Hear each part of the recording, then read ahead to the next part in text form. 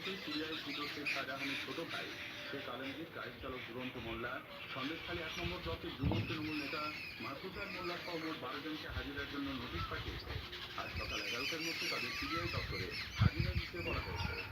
ধৃত মূল অভিযুক্ত শেখ শাহজাহানকে আজ শেষ স্বাস্থ্য পরীক্ষার পর আদালতে তোলা হবে।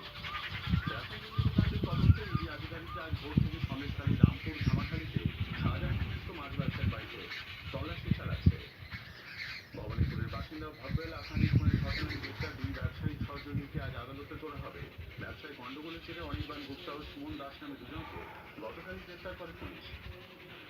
আর্কেডিয়া 2024-এর মাধ্যমে তাই মুছে যাওয়া নিউ দিল্লি টাইমস, ছুটি, ভবানী ভবনের মতো ছায়াছবির পুনরুদ্ধারের পর কলকাতার সত্যজিৎ রায়ের ফিল্ম অ্যান্ড টেলিভিশন ইনস্টিটিউট এসআইএফটিআই দেখানো হবে সেসব ছবি।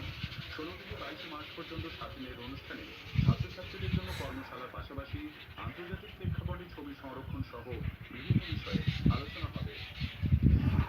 কোচিতে গতকাল আইএসএল ফুটবলের মোহনবাগান সুপার জায়ান্ট 4-3 গোলে কেরালা ব্লাস্টার্সকে হারিয়ে দিয়েছে। মোহনবাগানের পক্ষে আর্মান্দো সাদিকু দুটি, দীপক টাঙ্কি ও জেসন ফার্নান্ডেজ একটি করে গোল করেছেন। বঙ্গোপসাগরে ঘূর্ণাবর্তের জেরে প্রচুর পরিমাণে জলীয় বাষ্প প্রবেশ করায় কলকাতা সহ গাঙ্গেয় পশ্চিমবঙ্গের জেলাগুলিতে বজ্রবিদ্যুৎ সহ হালকা থেকে মাঝারি বৃষ্টির পূর্বাভাস দিয়েছে আবহাওয়া দপ্তর। স্থানীয় সংবাদ শেষ হলো।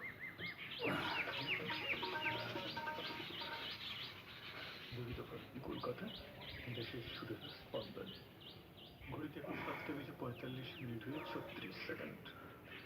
বিবিধ ভারতের পরবর্তী অনুষ্ঠান हम है राही प्यार की। हम है राही प्यार। অনুষ্ঠানটি নিবেদিত হচ্ছে